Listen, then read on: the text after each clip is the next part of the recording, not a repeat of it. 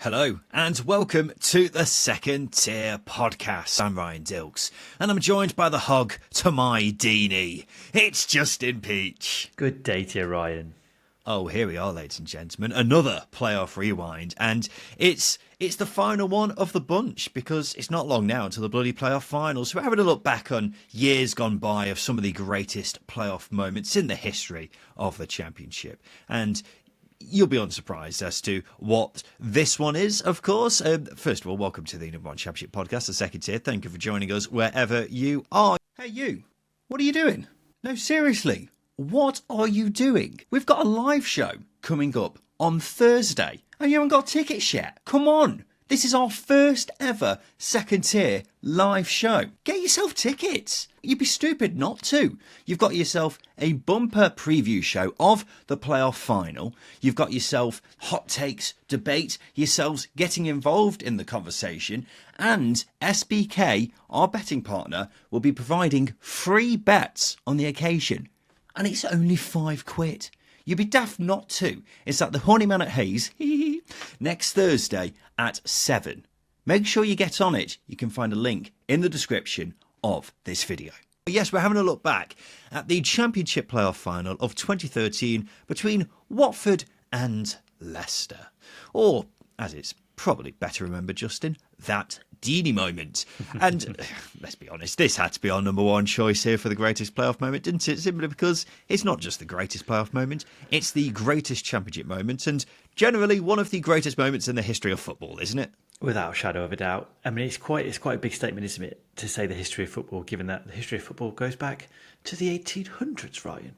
But quite honestly, I don't remember what happened back then, so this one takes precedent without a shadow of a doubt. It is an incredible, incredible moment. And it's just the drama. And I'm not trying to be biased or even remotely sort of confrontational with the Premier League. But how often do we get these moments in the Premier League? Not very often. I mean, you've got the Aguero moment. We've got this. We've got several of us, as we've covered over the past couple of weeks. Come on. Yeah. It's brilliant.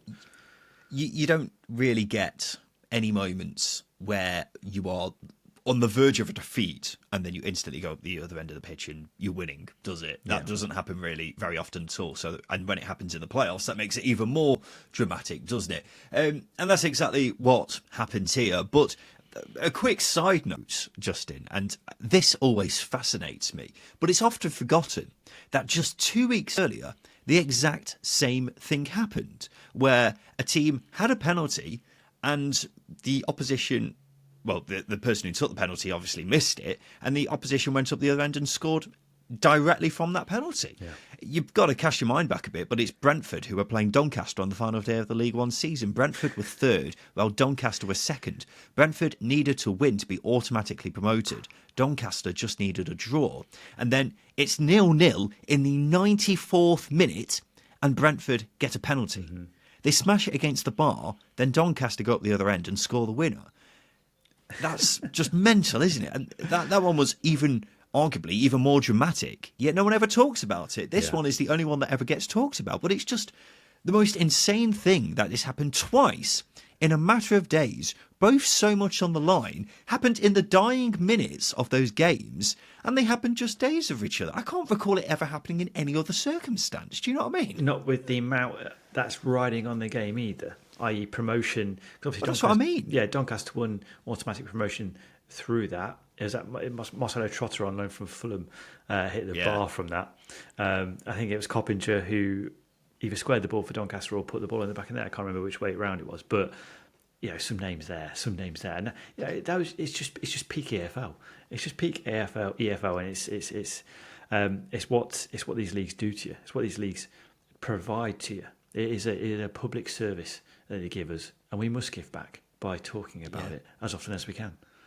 Yeah, we absolutely must. But that's just what I mean. How often do you see a team miss a penalty and then the other team go up the other end and score instantly from it? Barely ever happens. Yet it happened twice in a matter of days, in the final minutes of a game, both with so much at stake. That's the point I'm trying to make there. It's absolutely ridiculous, but, that's what happens. But let's focus on the one that everyone remembers, shall we, Justin? Let's take the listeners back in time. It's the 12th of May, 2013, and Watford and Leicester meet in the playoff semi-finals after Watford finished third, Leicester finished sixth. Watford missed out on automatic promotion on the final day to Hull, after fighting for it essentially for the whole of the second half of the season, but just missed out.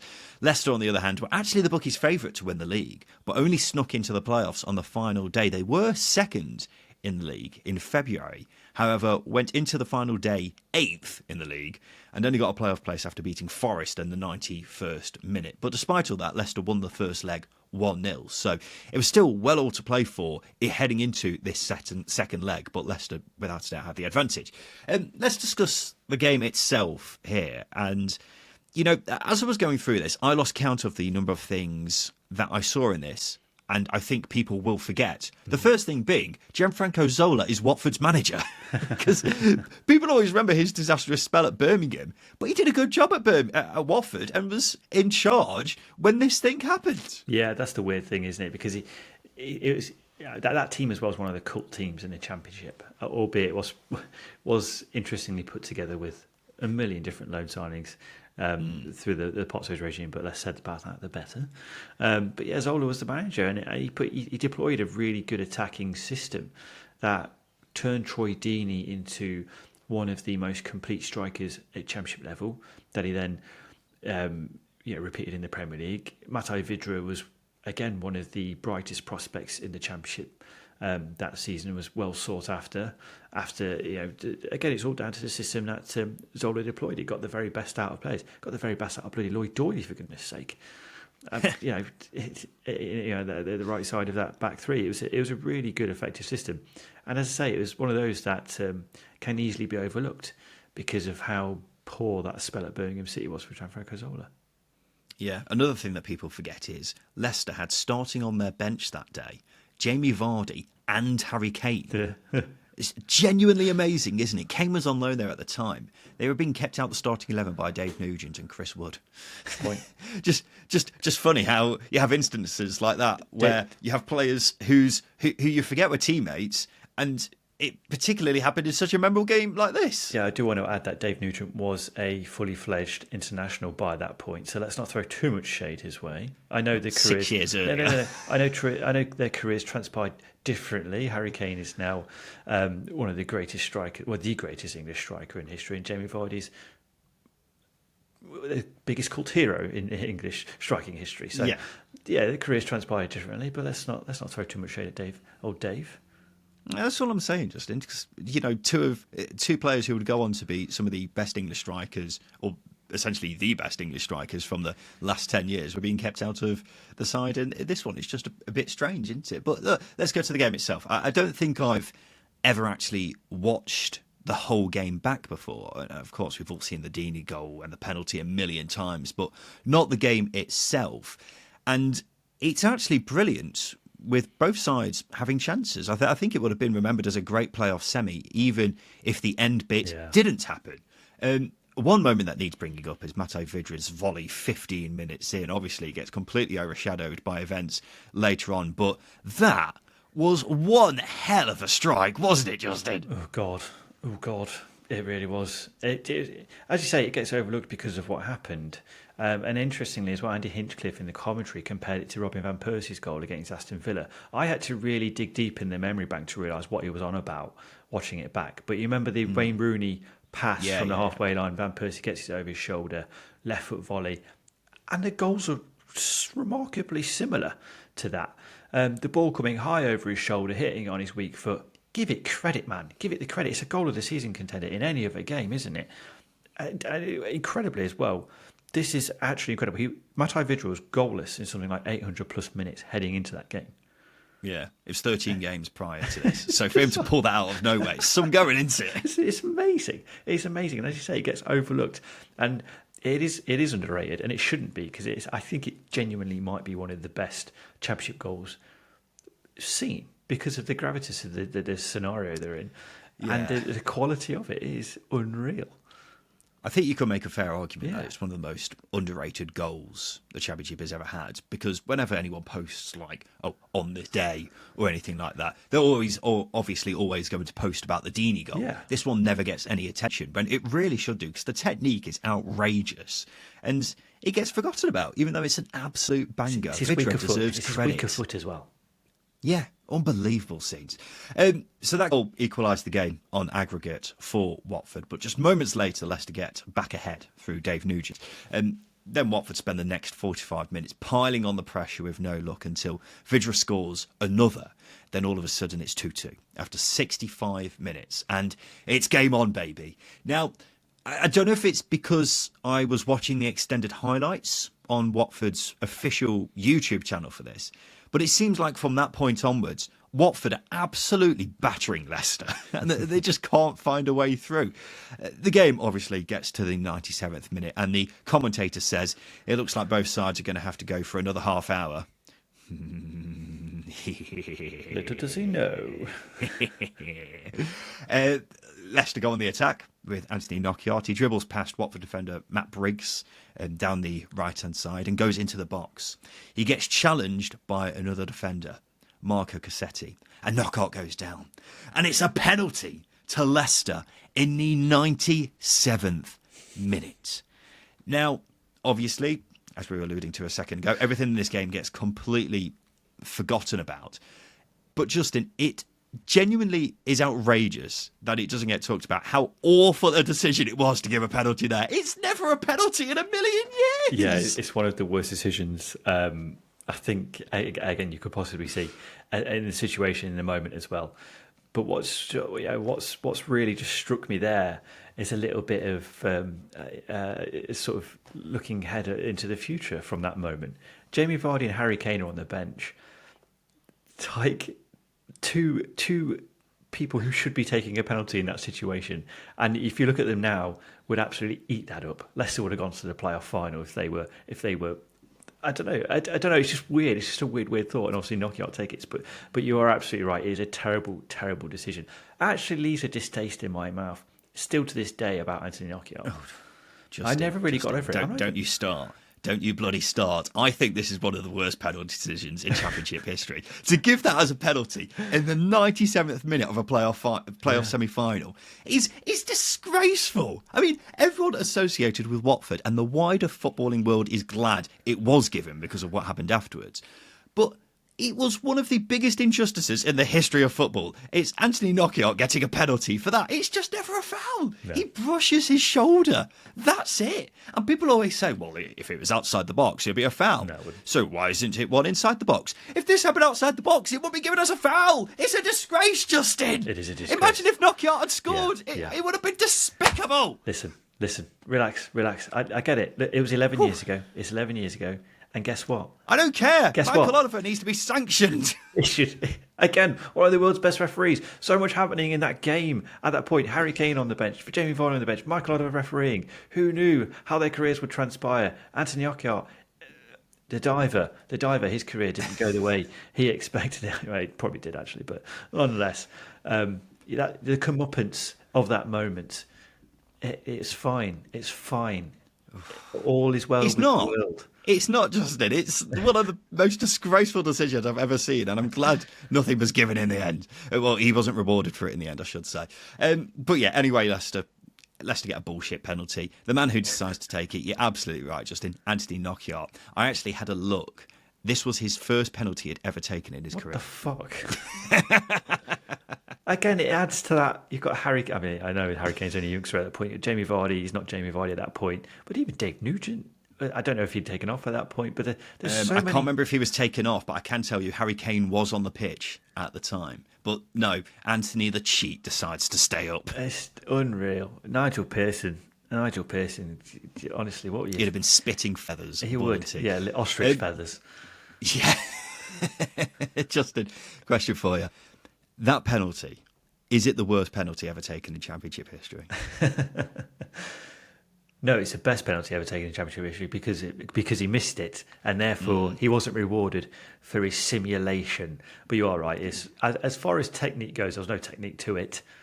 I mean, they do say, they do say, don't they, that statistically you're better off going down the middle with penalties. But this was a weak effort.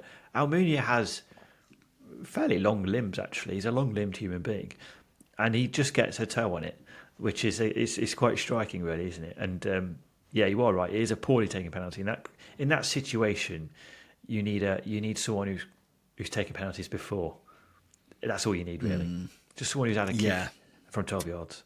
That's it. Yeah, and it is worth saying the first penalty that comes to mind as the worst penalty ever taken in Championship history has to be Jan Kermorgant, coincidentally also for Leicester, which was around that time as well, which I think probably was worse.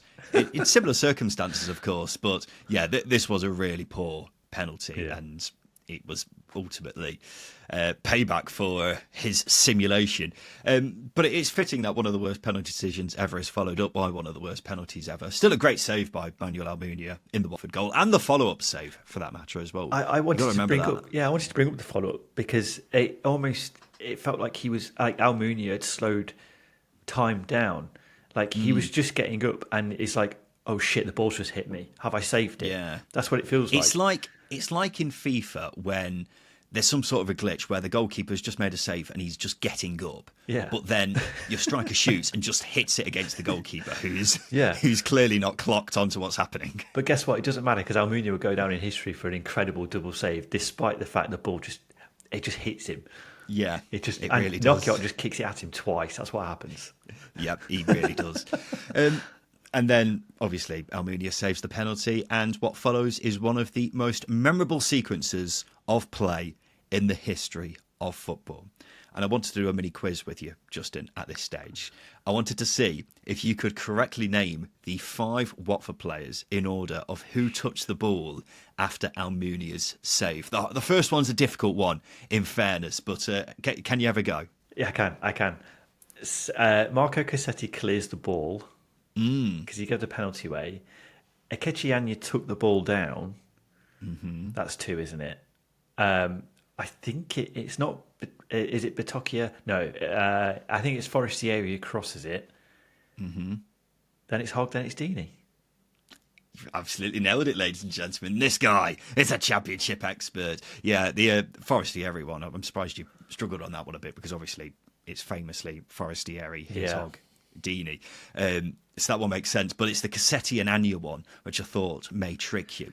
One thing that doesn't ever get mentioned is, mainly because it's not caught on camera on the initial shot, because the camera's focusing on Almunia after he's made the save from the penalty. Ekechi Anya does this outrageous first touch where he plucks the ball out of the sky. It's genuinely stunning. Yeah. But then it perfectly leads to him being able to run down the line, play it to Forestieri down the byline, who of course crosses it into Jonathan Hogg. He heads it back to one Troy Deeney. Just 20 seconds between Almunia saving the penalty and it ending up in the back of the Leicester net. Cue limbs, cue pitch invasion. Deeney's in the stands. Zola falls on his arse celebrating. Narkiart's got his head in his hands. Justin, just going through it all gives me goosebumps. It does. And again, I just wanted to bring it back to those moments. Obviously, the poetic aspects of Cassetti sparking the counter-attack after giving the penalty away. And then, Anya's takedown is just one of beauty. And obviously what happened after that. I mean, even Hogg's composure in that situation to knock it down to Deeney. I know we all get sort of caught up in the goal, but just to be able to have the foresight to knock it back across goal into the space where someone should be, I think is incredible. And as you say, it is goosebumps. And then it's just the commentary as well. It's just, I can hear it in my head. And even the limbs behind the goal were just unreal. Deeney taking his top off, getting in the stands. Oh yeah. It is a moment that is just it's burnt into your mind. Like when I hit sort of 70, 75, start to lose my marbles, I'm going to be shouting Hogg Deeney in my bed. I'm looking forward to it. You mentioned Hogg's knockdown, which deserves credit. I think Forestieri's cross deserves credit as well, because you may look at it and go, well, he's overhit it a bit. But the fact that he has overhit it makes Kasper Schmeichel come out of his goal. And that means Hogg, all he has to do is just knock it on the plate for Deeney, who's essentially got an open goal. Yeah. and that is basically what makes it, that cross, really. But it's just a beautiful moment, which I'm not sure can ever be topped. I mean, what's the first thing you think of with this goal, Justin? For me, it's the Soccer Saturday reporter. I think it's Johnny Phillips, I think his name is. Yeah. He's losing his voice while commentating on this. His voice is breaking. It's just absolutely class. But when I think of the goal, this is what I think of. Do you know what I mean? Yeah, because I remember watching it on Sky Sports, because I didn't have Sky back then, or Sky Sports back then. I was much of a just passive fan. So I was watching Sky Sports because that's free to air at the time, and obviously watching him go absolutely mad, his voice breaking, truly is an incredible moment of coverage. But I think the camera panning to Knockout, who's sort of face down on the grass, and he doesn't really look up in disbelief. There's like just no expression on his face whatsoever until the final whistle goes, where his head is then in his hands. But that look, he's like shell shocked, isn't he? He doesn't know what's just happened. Exactly, and rightly so. I hope that lived with him for a long time after this City election. That's so hard. Yeah, well, it left a bit of taste in my mouth and many other mouths of Watford fans, I imagine. But that is another moment that sort of pans to my mind, is that sort of expressionless look on Knockout's face, like, oh, it's happened. Like it's done. Yeah, well, it's like, done. oh, that went well then. Yeah, exactly. It's just, so much to take from that day. So much to take, and it is a glorious, glorious moment, which I don't think can ever be topped, can it? How can it possibly be topped, Justin? I can't think of a single way that it can possibly be topped, this kind of moment.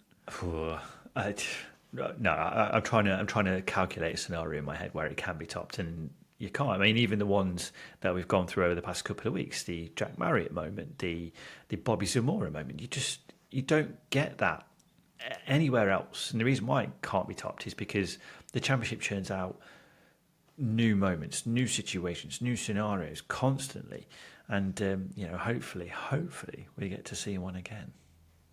Yeah, in terms of moments, like just that 20-second spell there. There's just utter carnage. It's just incredible.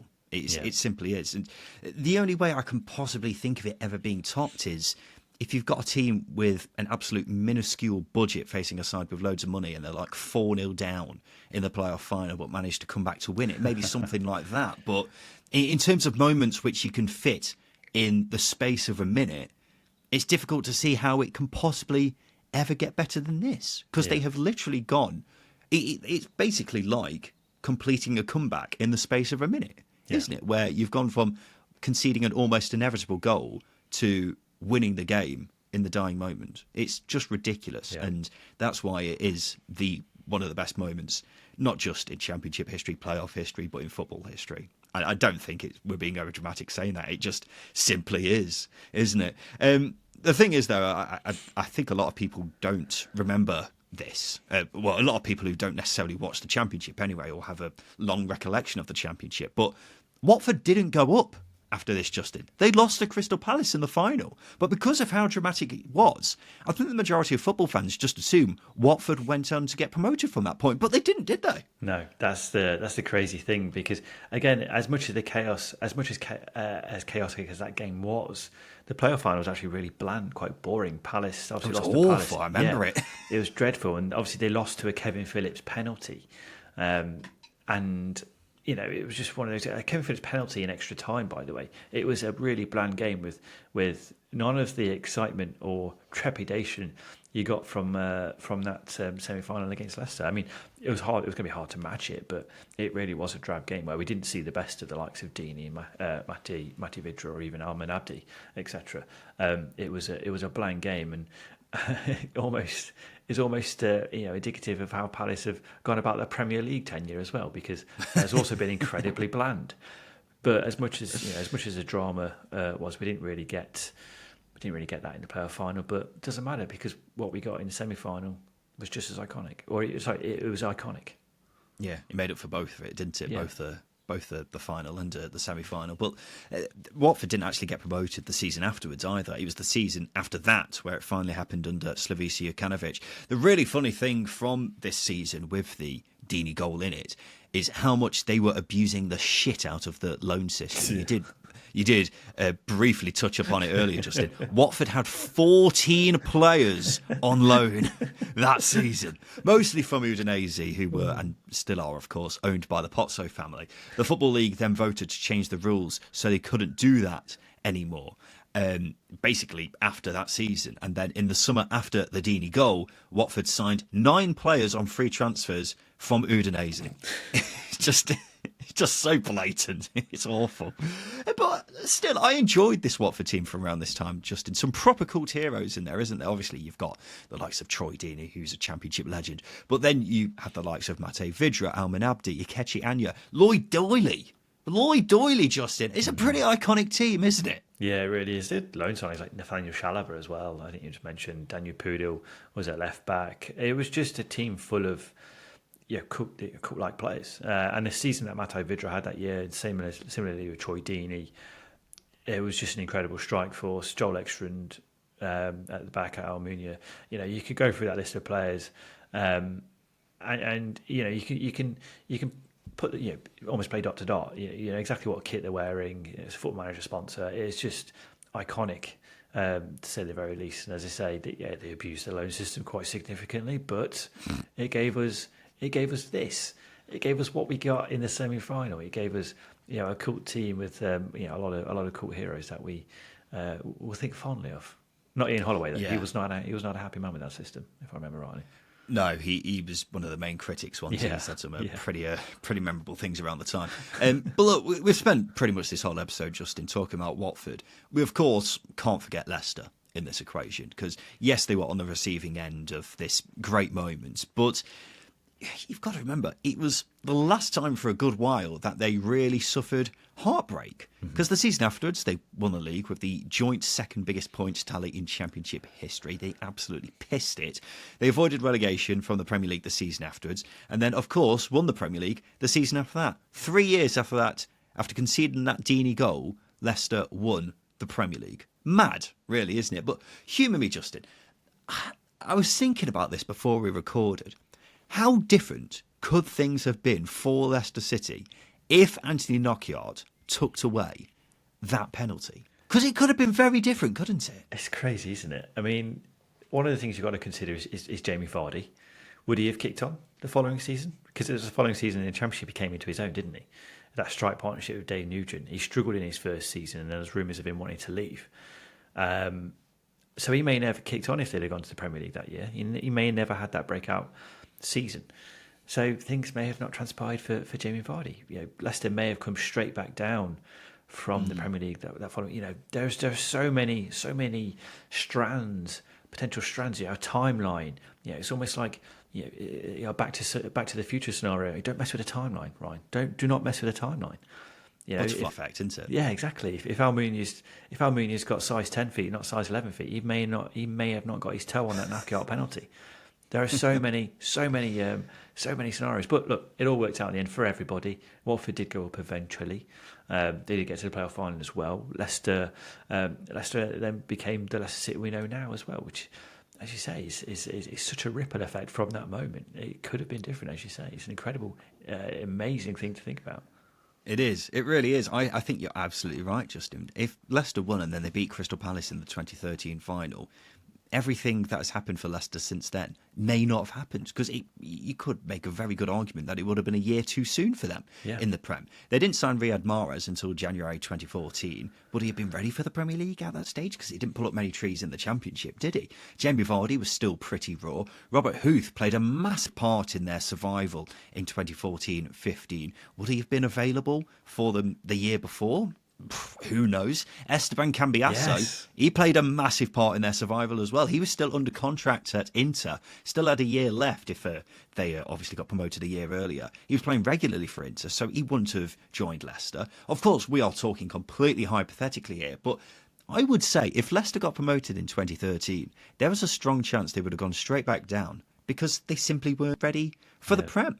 So it's a pretty mad thought, but actually Anthony Knockaert missing that penalty might be one of the best things to have ever happened to Leicester because it set them on the path to winning the Premier League and everything that came with it. And that achievement only happened because everything fell into place so perfectly at the right time. That's essentially what happened, didn't it? If Knockout had scored, who knows what would have happened, but I don't think it's outrageous to say they probably wouldn't have won the Premier League because all the pieces of the puzzle wouldn't have been able to just fall into place at the time. Exactly. It's a bit of a mindfuck, really. I'm sort of getting frazzled thinking about the sort of potentials that could have come from it, but like you said, it all fell into place. It was footballing fate that Watford went on to win that game. That obviously Hogg and Deeney did what they did at the other end of the pitch, and then obviously Leicester kicked on to become, a stalwart of the Premier League, a Premier League title winner. Everything it all worked out for everybody. It did, apart from one party here. And what I'm trying to say is, if Knockout had scored that penalty, Tottenham would have won the Premier League in 2016. Yeah. And you know what? We wouldn't have had that Zamora moment either, because Derby would have gone automatically the following season. So, shit. Yeah, you're right.